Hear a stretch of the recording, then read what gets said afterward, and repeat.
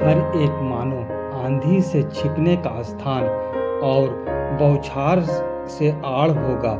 यह निर्जल देश में जल के झरने व तप्त भूमि में बड़ी चट्टान की छाया। यशहा 32 का 2। छाया मनुष्य के लिए जरूरी है।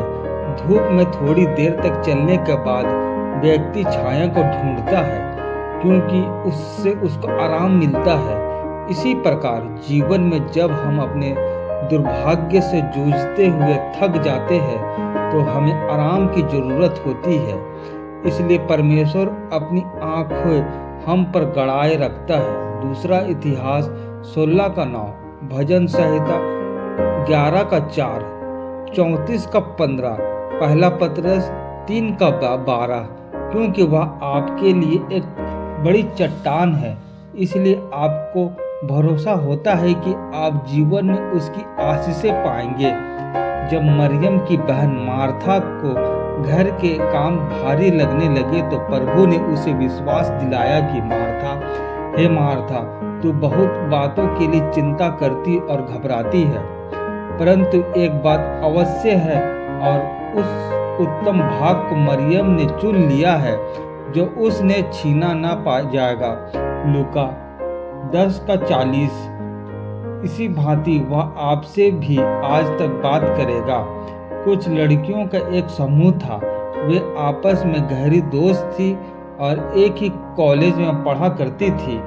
अपनी पढ़ाई खत्म करने के बाद सबको अच्छी नौकरी मिल गई, सिवाय एक लड़की के। इसलिए इस लड़की को चिंता सताने लगी, पर जल्द ही वह चेत गई और अपने आप से कहने लगी कि सारा बोझ मैं अकेले ही क्यों उठा रही हूँ, जब मेरे पास मेरा प्रभु है जो मेरे बोझ और कष्ट को उठा लेगा। वह घुटने के बल बैठी और धन्यवाद के साथ प्रार्थना के जरिए अपने सारे बोझ को प्रभु के सामने रख दिया। फिलिपियों 4, 6 और 7। एक अद्भुत शांति से उसका हृदय भर गया। कुछ समय बाद उसे एक प्रतिष्ठित कंपनी में एक अफसर की नौकरी मिल गई। यह पद उसकी आशीषों से बढ़कर था और उसका वेतन उसकी उन सहेलियों के वेतन से कहीं अधिक था। जो लोग अपने बोझ और आंसुओं के साथ धीरज से परमेश्वर के उत्तर की बाट जोहते हैं, उनके लिए परमेश्वर बड़ी चट्टान की छाया बन जाता है और बहुत आशीष देता है। कभी कभी हमें परमेश्वर की आशीषों के लिए इंतजार करना पड़ता है। यह देरी बोझ और कष्टों को बढ़ा सकती है, पर अगर हम परमेश्वर से लिपटे रहे तो वह जीवन के वृक्ष की तरह हमारे जीवन के अभिलाषों को पूरा करता है। नीति वचन 13 का 12। मित्रों, क्या आप मुसीबतों और बोझ के कारण पैदा हुए दुखों को सह रहे हैं? आज ही अपने सारे बोझ परमेश्वर को सौंप दीजिए। भजन संहिता 55 का 22। हमें महान सामर्थी पिता परमेश्वर पर अपने सारे चिंताएं, परेशानी, तकलीफों को उसके चरणों के नीचे रख देना चाहिए, क्योंकि वही हमें सारे तकलीफों से छुटकारा देते हैं, हमें अच्छाई के रास्तों पर लेकर के चलते हैं, शैतान की कोई भी दुविधा मार्ग से हमें बचाते हैं, तमाम दुष्ट की चीज़ों से हमें सुरक्षित रखते हैं।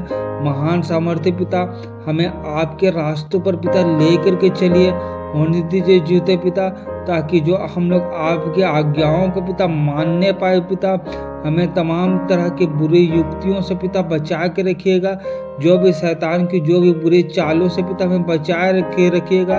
हे जीते पिता, हम विनती करते हैं पिता, हम लोग जिस कार्य को भी करते हैं उस कार्य में पिता अपनी सफलता उंडेलिए, ताकि पिता हम लोग उस कार्य को पिता सफलतापूर्वक कर पाए। महान जीते पिता, हमें आशीष दीजिए ताकि हम लोग एक धार्मिक जीवन पिता जी पाए। हमें इस योग बनाइए ताकि हम लोग आपके रास्तों पे पिता चलने वाले हो पाए। हे सामर्थ्य पिता, हम विनती करते हैं पिता, आप हमारे साथ में रहिए, हमारे हर एक कामों में हमारी अगुवाई और सहायता करिए पिता। तू ही मेरा मुक्तिदाता है, मेरे दुख दर्द में तू ही मेरी चट्टान की छाया है। मुझे इन कष्टों से मुक्त कर और अपनी तसल्ली दे। इसी वक्त मैं यह प्रार्थना विश्वास और धन्यवाद के साथ करता हूँ, ताकि मैं सारी भली वस्तु तुझसे पा सकूं जो तू मुझे देने जा रहा है। यीशु के बहुमूल्य